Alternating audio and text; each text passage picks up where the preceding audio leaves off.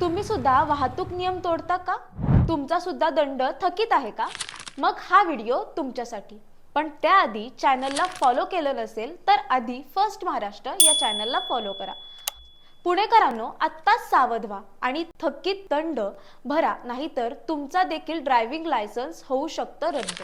कारण पुणे पोलीस वाहतूक शाखेनं वाहतूक नियमांचे उल्लंघन रोखण्यासाठी कडक कारवाई करण्यास सुरुवात केली आहे.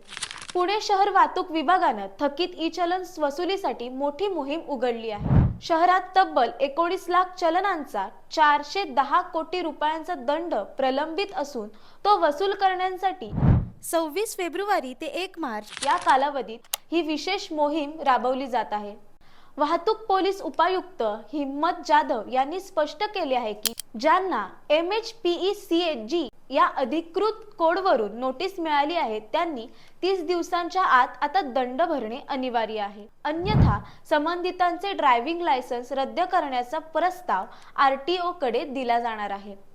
वाहनधारकांनी अधिकृत संकेतस्थळ किंवा PTP ॲपद्वारे दंड भरून कायदेशीर कारवाई टाळावी असे आवाहन देखील पोलिसांनी केले आहे.